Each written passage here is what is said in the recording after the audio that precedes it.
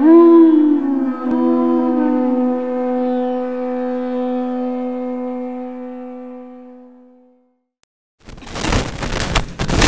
you for the opportunity and privilege of speaking here in the most exalted place of Srila Prabhupada's home, the Krishna Balaram Mandir in Sri Vrindavan Dham.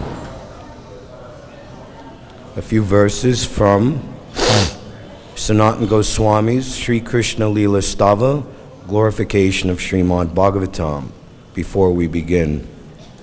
O nectar ocean from all scriptures, singular fruit of all the Vedas, rich mine of the precious gems of all conclusive truths, you are the only giver of sight to all the worlds. O life air of all the Supreme Lord's devotees, O Master Srimad Bhagavatam, you are the sun risen in the darkness of Kali. You are the exact image of Sri Krishna. I bow down to you who are supremely blissful to read. Your every syllable pours down a flood of prema. You can always be served by everyone. You are Sri Krishna himself. My only friend, my constant companion, my spiritual master, my great wealth, my savior, my good fortune, my source of ecstasy. I bow down to you. O bestower of saintliness to the unsaintly, O exalter of the most fallen, please never leave me. Always appear in my heart and voice with pure love. Om Namo Bhagavate Vasudevaya. Om Namo Bhagavate Vasudevaya. Om Namo Bhagavate Vasudevaya. Reading from Srimad Bhagavatam, Canto 9, Chapter 9, entitled The Dynasty of Amsuman, Text 7.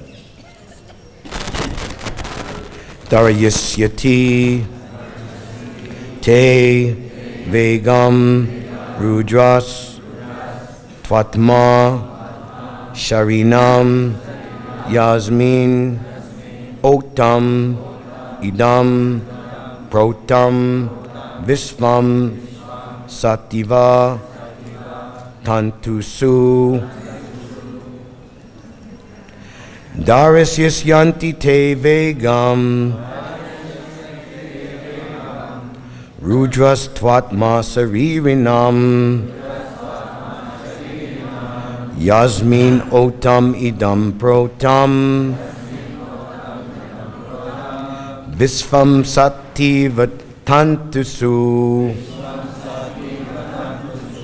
Darasyati will sustain Te, your, Vegam, force of the waves, Rudra, Lord Shiva, Tu, indeed, Atma, the Supersoul, Sharirinam, of all embodied souls, Yasmin, in whom, Otam, is situated in its longitude. Idam, this whole universe. Protam, latitude. Visvam, the whole universe. Sati, a cloth. Iva, as. Tantusu, in threads.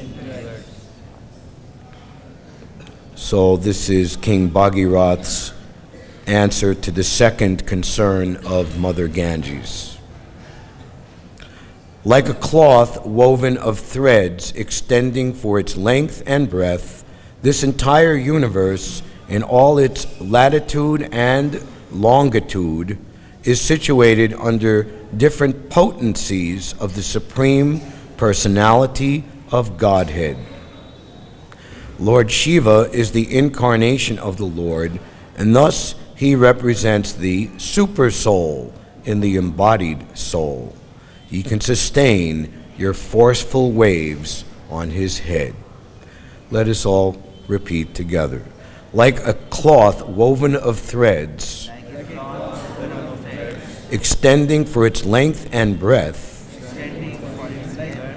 this entire universe, in all its latitude and longitude,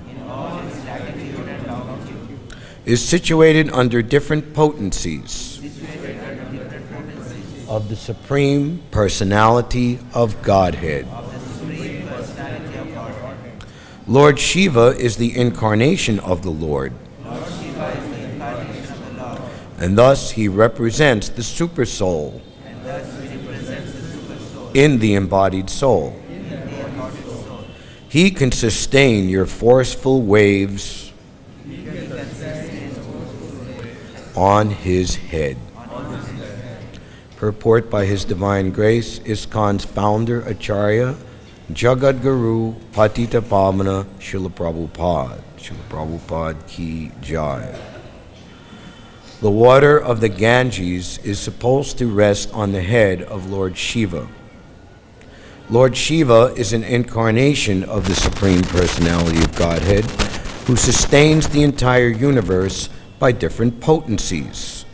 Lord Shiva is described in the Brahma Samhita 5.45. Shiram yata dadivikara vishesha yogat sanjayate nahitata pitag asti heto yan sambhutam apitata samupaiti karyad Govindam adi pursham tamaham bhajami. Milk changes into yogurt when mixed with a yogurt culture, but actually yogurt is constitutionally nothing but milk. Similarly, Govinda, the Supreme Personality of Godhead, assumes the form of Lord Shiva for the special purpose of material transactions. I offer my obeisances at Lord Govinda's lotus feet.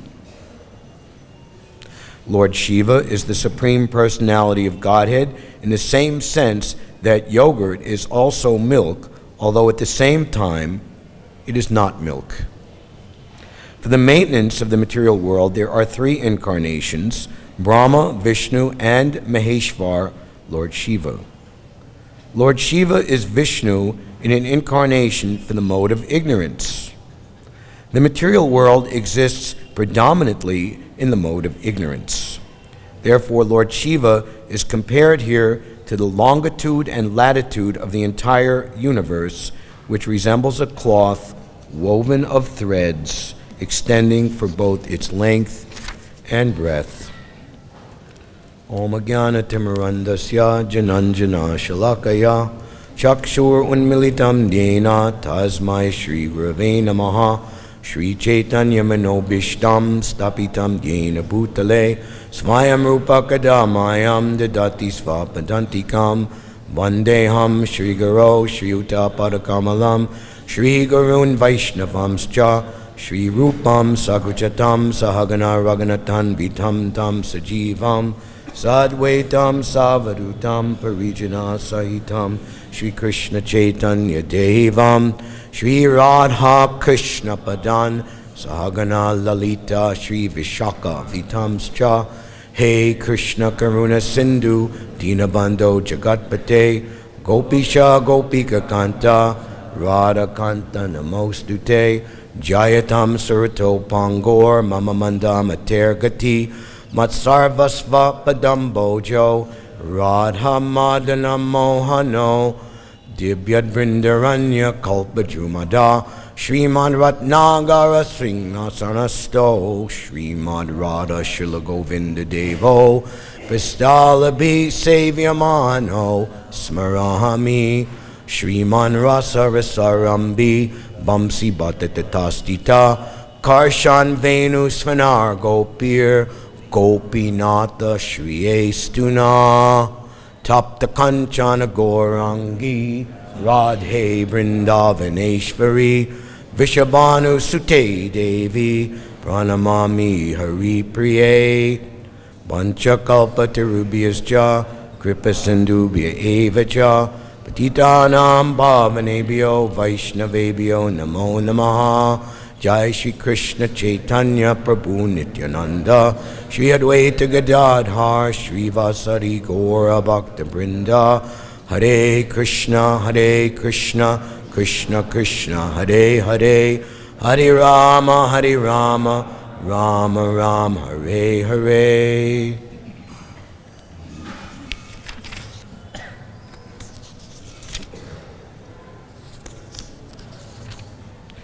Darasyasyati te vegam rudrastva atmasadirinam yasmin otam idam protam visvam sattivatantu su.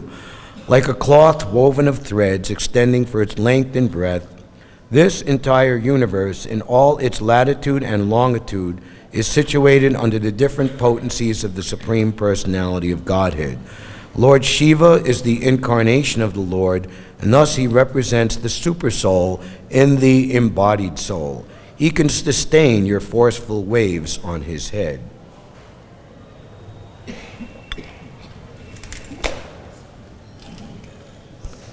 So, King Bhagirath is 3 generations down the line of his fathers and grandfathers who tried to perform severe austerities to be able to deliver their forefathers who had disrespected Kapila Dev, and by that disrespect, their bodies lay in a pile burned to ashes. So, King Bhagirath was able to please, actually it was understood that, as told by Kapila Dev, that they can be delivered by Ganges water and nothing more. So now, by the austerities of King Bhagirath, and it's interesting to remember that you can read in the symptoms of pure devotional service, the 6 characteristics in the beginning of the Nectar of Devotion, that devotional service cannot be had unless it is blessed upon one by a pure devotee, and or that the Lord agrees himself to give himself to the devotee. Simply performing austerities is not enough. So the austerities of King Bhagirath must have been on a higher platform of devotional service, so much that they moved the heart of the Lord and Mother Ganges to grant his request. That is the purpose of austerities, as Krishna says in the Bhagavad-Gita, and all other activities, is to realize me by realization, to realize me by pure devotional service. So, Mother Ganges had 2 considerations we were hearing in the last 2 verses. She was concerned that sinful people would bathe in her waters, and that she would be overloaded by the sinful reactions. And the purport makes a very striking parallel to the pure devotee spiritual master who takes the charge on behalf of the Lord to rescue the fallen conditioned souls, make them disciples ultimately, and engage them once again in the activities of pure devotional service in this human form of life, which done sincerely and steadfastly will certainly bring one back home, back to Godhead. And it's understood that the fallen conditioned soul has been in this material world performing sinful activities for many, many, many lifetimes. You can read in the 3rd canto, Kapila Dev's explanation of devotional service, how the practicing devotee should meditate on the lotus feet of the Lord for a very long time. And it's likened unto that meditation, hurling thunderbolts on the mountain of sin that is kept as a big stockpile within the heart. Srila Prabhupada, similarly, speaking on nectar devotion here during the Kartik season 1972, He's praising the Sankirtan of Lord Chaitanya, Chaito Darpanam Marjanam, Bhava Maha Devagni Nirvarpanam. That simply by chanting Hare Krishna with a determined vow throughout one's life, one can very easily get rid of all the dirt accumulated on the heart for lifetime after lifetime and be bestowed with the ultimate Vidya Vadu Jivanam, the bestowal and regaining of one's awareness of one's eternal loving relationship with Krishna in all purity. And Srila Prabhupada goes on to say, as Lord Chaitanya assured us, let there be all victory. There is guaranteed victory and success in this process.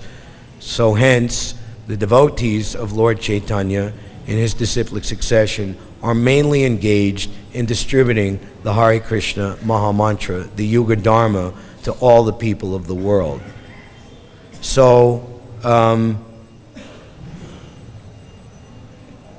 and because such distribution of the pure chanting of the holy name can only be done by pure devotees, they have such power to elevate the conditioned souls. Prabhupada is describing how if one is sincere in his practice,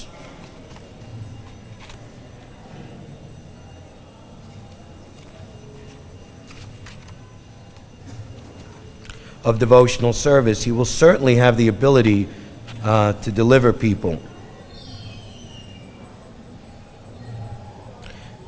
Sri Chaitanya Mahaprabhu wanted to preach the Sankirtan movement of love of Krishna throughout the entire world, and therefore during his presence he inspired the Sankirtan movement. Specifically, he sent Rupa Goswami to Vrindavan and Lord Nityananda to Bengal, and personally he went to South India.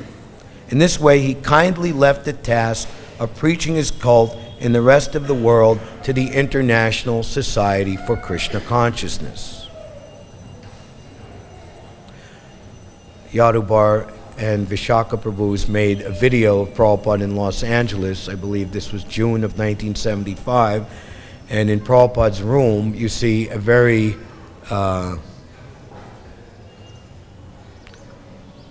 amazed, curious, humble, and ecstatic Vishnu John Swami asking Srila Prabhupada that Bhaktivinoda Thakur is such an empowered Mahabhagavat, how come he didn't deliver the whole material world? I'm paraphrasing, I don't remember exactly. And Prabhupada immediately, before Vishnu John Swami had said his piece, said that he is very kind, he is Vaishnava. He has left some devotional service for us to do. In this way, he, Lord Chaitanya, kindly left the task of preaching his cult in the rest of the world to the International Society of Krishna Consciousness. The members of the society must always remember that if they stick to the regulative principles and preach sincerely according to the instructions of the Acharyas, surely they will have the profound blessings of Lord Chaitanya Mahaprabhu, and their preaching work will be successful all over the world. So it's interesting to note here that Mother Ganges didn't have any more further concerns. In other words, she must have been satisfied by this statement. Those who are saintly because of devotional service and are therefore in the renounced order. Renounced order is for everyone, no matter who they are. If they give up, what are you renouncing? The illusory materialistic conception of life, and accepting the devotional conception of life, that I am Krishna's eternal servant, and devotional service is the only meaning of my life. That is the renounced order of life.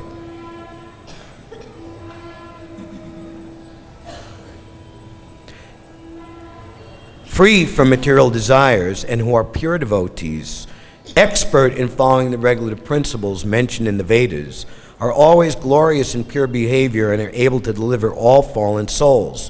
When such pure devotees bathe in your water, the sinful reactions accumulated from other people will certainly be counteracted. For such devotees always keep in the core of their hearts the Supreme Personality of Godhead, who can vanquish all sinful reactions. We just completed in recent months here in Sri Vrindavan the pastime of Durvasa Muni offending Maharaj Ambarish.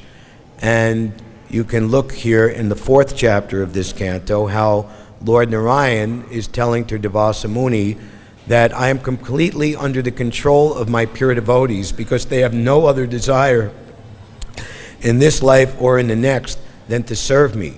How can I leave such devotees? And Prabhupada writes in the purport in that section that Krishna is completely self-sufficient. He is Atmarama. He doesn't need anyone's help to complete his pleasure.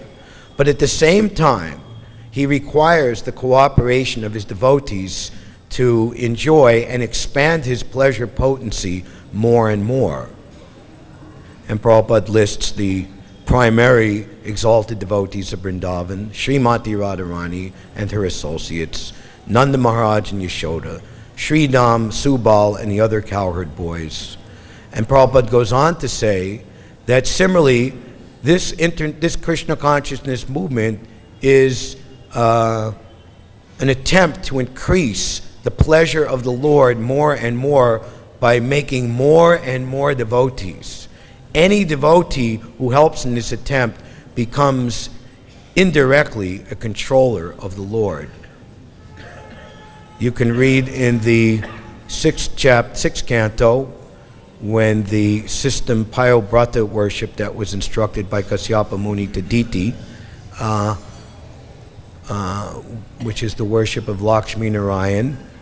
Prabhupada writes a purport there about how the greatest opulence of the Lord is that he requires the service of his devotees, or is controlled by the devotees, pure, unmotivated service. And he gives 3 examples. Sometimes his temple is very old, and he orders his devotee to repair it. Sometimes he is lost in the jungle, as in the case of Gopal on Govardhan Hill, and he asks his devotee Madhavendra Puri to rescue him. And sometimes he asks his devotee, so this is a very beautiful Prabhupada gem where he reveals in his Bhaktivedanta purports his intimate relationship with Krishna. Sometimes he asks his devotee to preach his name and fame all over the world, although he, the Lord, is completely sufficient to do the work himself. One who's perceived this intimate relationship between the Lord and his service can actually and his servitor can actually understand the ultimate opulence of the Supreme Personality of Godhead. So Mother Ganges is satisfied by this, but what was her other concern? When I fall from the sky to the surface of the planet Earth, the water will certainly be very forceful. Who will sustain that force? If I am not sustained, I shall pierce the surface of the earth and go down to a Satala and Patala area of the universe. So what is the answer? Lord Shiva. And that brings us to today's verse.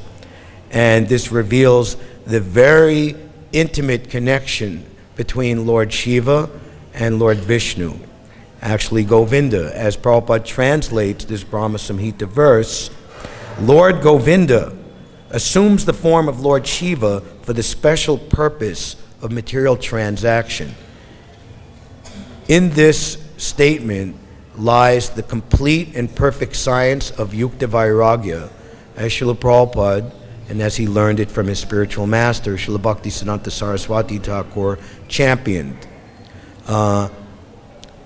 Renouncing material things that can be used in the service of the Lord is not at all renunciation, but to dovetail things, concepts that material people are attached to, and show them how they can ultimately be engaged in pure devotional service. And the Lord is so kind that he allows the beginner, who is still attached very much, but still has strong desire to ultimately achieve the goal of life, to engage in his or her natural activities or propensities within the canopy or shelter of the salutary Vedic directions authorized by the Acharya, the bona fide spiritual master, so that they become pure devotees very soon, as quickly as possible. So that is ultimately Lord Shiva's position. Now, we have the memory of His Holiness Mukunda Maharaj, who was being given Mridanga lessons by Srila Prabhupada, 1966 or 1967.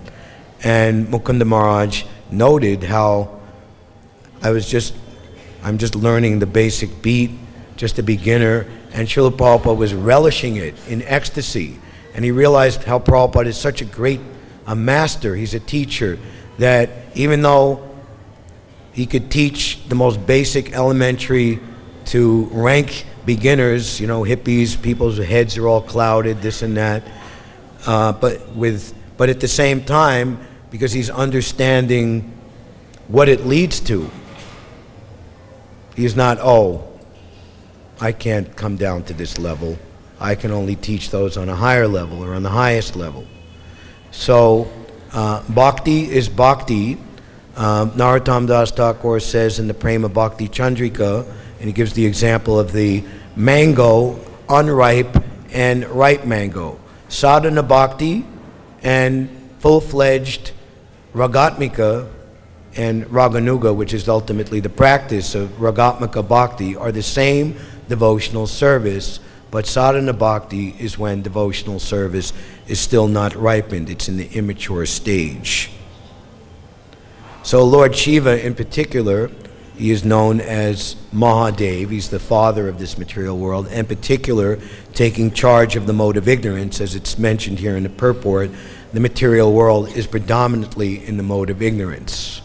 No matter what mode or mixed mode one is in, if one is not in knowledge of one's eternal relationship with Krishna, one is in ignorance. I was born in the darkest of ignorance, and my spiritual master has opened and is opening my eyes with the torchlight of knowledge. So, and we see here in Vrindavan what an important position Lord Shiva plays. He's Gopishvar Mahadev. Actually, in the four main directions of Vrindavan, he is situated. Bhuteshvar in Mathura in the south. Here in the east is Gopishvar.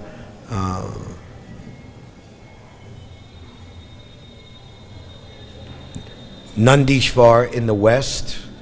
And who can help me out? Am I right with Kameshvar in the north? Anyway, so he is guarding Sri Vrindavan Dham. In particular, he is guarding the pastimes of Radha and Krishna. He is guarding Ras Mandal. And even you can go to Bamsi-Bhat Mahadev, Bamsi-Bhat Maharastali near Gopishvar Mahadev temple, and you see that Lord Shiva has a murti in his Gopi Deha, in his Gopi form. And Krishnadas Kaviraj Goswami in his Vrindavan Mahimamrita, he is glorifying Lord Shiva as Gopishvar. Gopishvar Mahadev, all glories to him, who is protecting the Ras Mandal. So, Lord Shiva as Vaishnava Yatasambhu is extremely great and praiseworthy. And similarly, in the 8th canto, we see when the churning of the milk ocean reached a critical point where the very powerful halahata poison was spreading, threatening to kill everyone in the universe. Very powerful poison. Just as we see here Bhagirath, after making these two statements of assurance to Mother Ganga, you'll see in the next two verses, 8 and 9, how he approaches Lord Shiva, and Lord Shiva as Ashutosh is pleased immediately. He accepts the proposal right away and says, let it be so. So all the demigods prayed to Lord Shiva, and Lord Shiva, out of great compassion, he took he took in his palm the halahata poison, shrunk the whole ocean of it into his palm and drank it. And he was so powerful, he could accept all that. And then Prabhupada gives the example that if those try to imitate Lord Shiva by taking intoxicants and smoking hashish and ganga or having illicit sex, they will certainly be killed right away. Lord Shiva, as the supreme incarnation of Lord Vishnu, he can do superhuman things. We should not imitate. So, Lord Shiva made statements that, yes, I will certainly do this for the sake of the fallen conditioned souls, without hesitation. And Shukadeva Goswami speaks this important verse.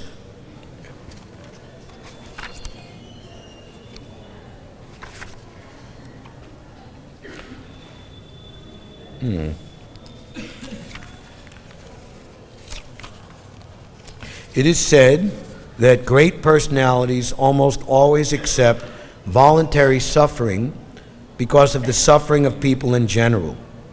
This is considered the highest method of worshiping the Supreme Personality of Godhead, Parama Aradhana, who is present in everyone's heart.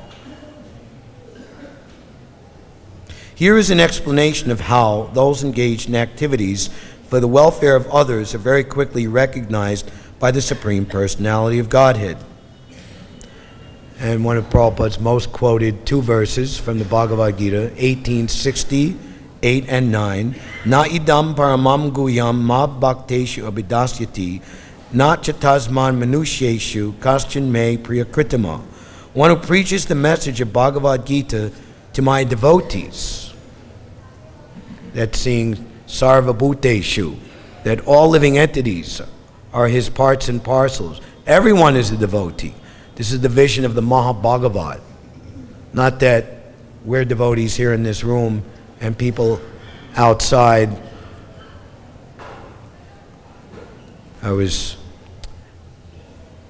One devotee was saying to me, you know, LA, New York, all these big cities, just nuke them.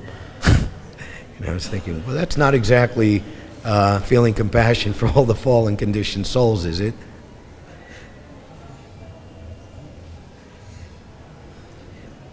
To my devotees is most dear to me. No one can excel him in satisfying me by worship. So this certainly makes us think in great gratitude and exalted transcendental happiness of Srila Prabhupada, who epitomizes this verse. Prabhupada was speaking in Dr. Mishra's yoga studio before moving to the Bowery in the late winter, early spring of 1966. Luckily it's recorded, and there's some well-wishing lady who's responding to Prabhupada saying, I have my place in Sri Vrindavan Dham, that most exalted place. I could be very happy there. No care or anxiety, no difficulty. But why am I here? I'm not happy here. And the lady goes, yes, I know. Because I am duty-bound by my superior. Therefore, despite all my inconveniences, I have a message for you people. And you can listen to those early lectures and speeches of Srila Prabhupada, particularly on Bhagavad-Gita. He's speaking with such humility, such urgency, such love and compassion. Prabhupada, at the age of 69 years old, boarded a 5-week freight boat voyage, suffered 2 heart attacks at sea, landed in New York City in 1965. No contact, no money, no institutional backing from back in India, no prior knowledge of what was awaiting him, what to expect. And simply by executing the order of his spiritual master, with resolute faith and determination. Prabhupada speaking on Srila Bhaktisiddhanta's disappearance day one year, I believe it was in Los Angeles, that, and he would quote, the explanation of the Vyasyatmika Buddhir 241 Bhagavad-Gita by Vishwanath Chakravarti Thakur, I noted this very deeply, that one should accept the order of the spiritual master of one's life and as one's life and soul, and execute that order without consideration of one's personal gain or loss. So I tried a little bit in that spirit, and things have come to this position. I think I'm mixing lectures, pardon me. Who knew that I would come to Srila Bhaktisiddhanta Thakur's shelter? Who knew? You know, he was born in a different family, I was born in a different family. Who knew that you American boys and girls would come to me? This is all Krishna's arrangements, Krishna's mercy. We have a little foothold now. People are suffering for want of this movement. You should try to push it on.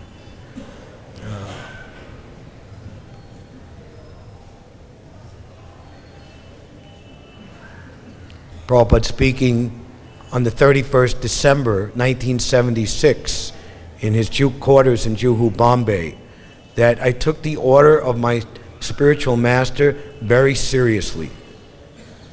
I take it seriously still now. And he was particularly mentioning the publishing, translating, publishing, printing, and distribution of his books as the #1 activity in this Krishna consciousness movement.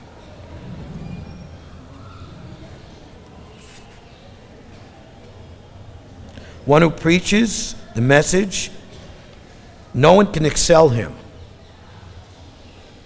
So we should take note that if the goal is to please Krishna, and Krishna is pleased by the pure devotee, the Mahabhagavat Acharya being pleased, and what is the thing that he is most absorbed in, the most desirous to be done?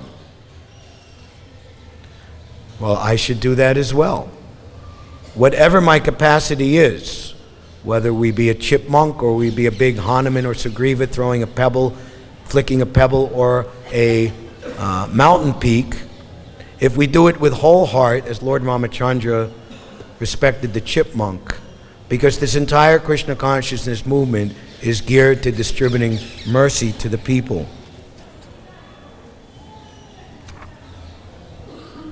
To benedict the world with mercy is the purpose of this Krishna consciousness movement. And this is at the end of Pradyumna Mishra instructed by Lord Chaitanya, Anti-Lila chapter 6, where Ramananda Roy, who seemingly by caste was in a much lower position than Pradyumna Mishra, a born Brahmin, and also how Lord Chaitanya, the example he made, Haridas Thakur, a Mohammedan by birth, the prime authority on the Yuga Dharma, Rupa and Sanatan, the Rasa Acharyas, and they had also been ostracized, showing how pure devotional service has nothing to do with any material consideration.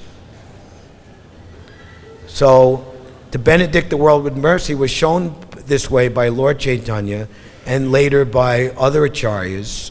And then he goes on to say, Srila Prabhupada, that this Krishna consciousness movement is carrying forth the very same qualitative and quantitative activities, because the same principles are being followed and the same activities are being carried out without fail. If one tries to spread Krishna consciousness all over the world, he should be understood to be performing the best welfare activity.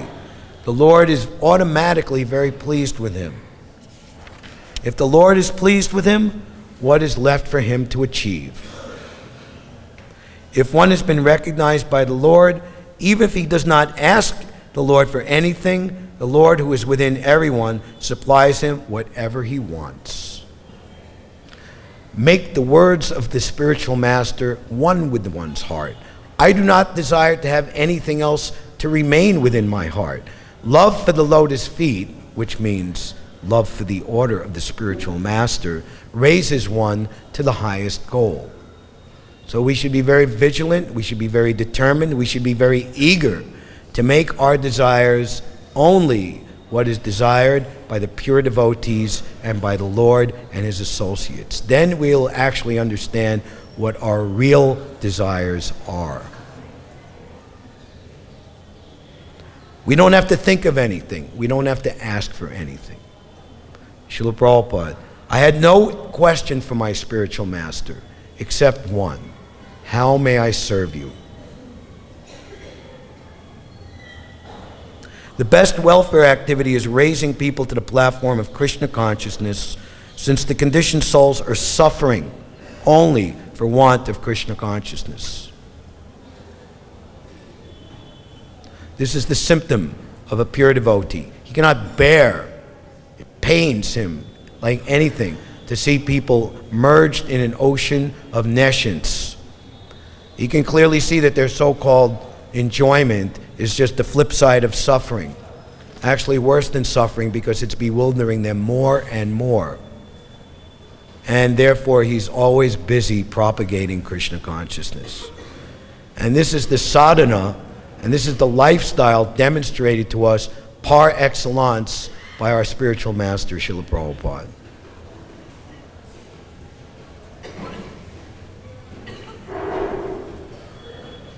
Even if one is not successful in reclaiming all the fallen souls back to Godhead, still, because he is Krishna conscious and or because he tried his utmost, his path to Vaikuntha Loka is open. He personally becomes qualified to enter the Vaikuntha Lokas. Prabhupada says in the Adi Leela chapter 7, we should never think that we ourselves are great devotees. Nadanam najanam na sundarim. We don't want fame, we don't want acclaim, we don't need respect, we don't need adoration. Prabhupada miraculously knew how to direct Hansadutta and company, driving a beat-up old hippie bus in his May 1968 visit to Boston, to the Commonwealth Pier. There's a photograph of Prabhupada wearing a black and white checkered overcoat, and he's overlooking the Commonwealth Pier, and he's looking, you know, dreary Boston Harbor at dawn. He sees unalloyed steel, A&P written there. Prabhupada said, they have unalloyed steel, but we have unalloyed devotion. And one devotee asked, Prabhupada, what if no one hears our message? And Prabhupada says, we are prepared to cry in the wilderness if necessary.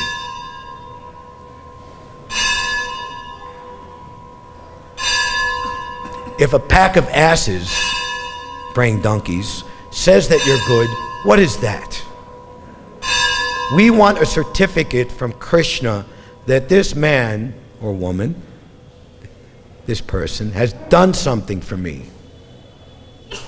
So if anyone follows such a devotee, we should simply pray to be instrumental to the predecessor acharyas. And that was one of the very attractive features of Srila Prabhupada. He didn't present himself like, I'm it, or I'm the new thing, or I'm something special. I'm simply the humble servant of my Guru Maharaj. Prabhupada writes at the end of Chaitanya Charitamrita, if my Guru Maharaj was present, it would be a time of great rejoicing. But even though he is not physically present, I know that he is present in his Vani. I never felt alone. And when asked about Prabhupada, how did you fare in New York all alone? I was not alone. My spiritual master was always with me. This Krishna consciousness movement has been established to execute the order of Sri Srimad Bhaktisiddhanta Saraswati Thakur. We're distributing the big Prabhupada Darshan book with photographs. And there's a very beautiful 2-page photograph. I believe it's Prabhupada in Gorakhpur, 1971, Bhaktisiddhanta Disappearance Day. And there's a little humble altar, and there's a picture of his Guru Maharaj with flower garlands and flowers, and there's a beautiful, maybe 100-year-old Brijbasi print painting of Radha and Krishna in a window kind of alcove, and it lit candles, and Prabhupada is just very humbly coming, offer flowers to his Guru Maharaj. So if anyone follows such a devotee, he also enters into Vaikuntha Loka. And Prabhupada would We say, because you are helping me in my mission to my spiritual master, you are all guaranteed to go back home, back to Godhead. Others who engage in envious activities are known as karmis. Karmis are envious of one another. Jnanis are not sinful as karmis, but they do not try to reclaim others back to Godhead. They perform austerities for their own liberation. Yogis are also engaged in self-aggrandizement by trying to attain mystic powers. But devotees, Vaishnavas, or servants of the Lord, come forward in the actual field work of Krishna consciousness to reclaim fallen souls. The Lord says there's no one dearer to him than those who preach the gospel of Bhagavad-Gita to the world. All the Shastras conclude, therefore, that spreading the Krishna consciousness movement is the best welfare activity in the world because of the ultimate benefit this bestows upon people in general. The Lord very quickly recognizes such service performed by a devotee. So we can thank King Bhagirath for convincing Mother Ganga and Lord Shiva for accepting the task of coming down from the causal ocean through the heavenly planet. She's known as the Mandakini, Ganges in the heavenly planet, coming to this world, and not just delivering the sons of Maharaj Sagara, but delivering all of us in this material world. So it's interesting to note how the Ganges delivered them to the heavenly planets. Bhaktivinoda Thakur, in purporting Lord Chaitanya's statement, I've come with the Osiddhi medicine to deliver you from illusion. Now take this Harinam Maha Mantra. Nija Sharva Shaktis, most potent holy name of Krishna. Not to deliver people to the heavenly planets, but to deliver them back home to Goloka Vrindavan, to Sri Vrindavan Dham. So this Krishna Balaram Mandir Yatra, by the hard work of so many devotees over now some 44 years, as Prabhupada wrote in his last purports, a devotee desired, let there be a temple and seva, and what was once an empty corner has now become a great transcendental place of pilgrimage. Such are the desires of the pure devotee. And by executing the instructions of Srila Prabhupada, he wanted this temple to be on the highest level of purity, cleanliness, exemplary. He would say that if some of my disciples could live here as real Goswamis, that would be very inspiring. Because ultimately, the devotees all over the world are preaching Krishna consciousness, and they themselves need to come to Sri Vrindavan Dham to become recharged, reinvigorated, and re-inspired to go back out and take the message of Sri Vrindavan Dham. As Prabhupada writes in the 5th canto, the devotees are preaching in big cities where the materialistic way of life is predominant: New York, Los Angeles, Stockholm, Moscow, London. But they're not living in those cities, they're living in Vrindavan, because we hold Harinam Sankirtan. We live in Vrindavan and nowhere else. And those who hear about Krishna consciousness from the lips of Srila Prabhupada's sincere servants will come to Sri Vrindavan Dham to learn more what is the ultimate goal of life. So if your duty is to remain here in Sri Vrindavan Dham, then be very, very enthusiastic. Srila Prabhupada called this temple a lazy, intelligent man's preaching paradise. Because you don't have to travel all over the world. The whole world travels to you. But similarly, if by the desire of the Lord and the pure devotee that your Prabhudatta Desh is outside of Vrindavan, you should keep in mind that you are only preaching the glories of Sri Vrindavan Dham. I forget what scripture it's described in, but it is said that if you leave To leave, after coming to Sri Vrindavan Dham, like we say, once going, one never returns. That is my supreme abode. If you come to Vrindavan and then leave Vrindavan, that is an offense. But if you leave Vrindavan, the only reason to leave Vrindavan is to preach the glories of Vrindavan all over the world. Like a cloth woven of threads extending for its length and breadth, this entire universe in all its latitude and longitude is situated under the different potencies of the Supreme Personality of Godhead. Lord Shiva is the incarnation of the Lord, and thus he represents the supersoul in the embodied soul. He can sustain your forceful waves on his head. Srila Prabhupada ki jai. Gaura Bhakta Vrinda ki jai. Shri Shri Krishna Balaram Radha Shama Sundar Lalita Vishaka Devi Shri Shri Gaurnitai ki jai. Nitai Gaur Premanandi. Haribol.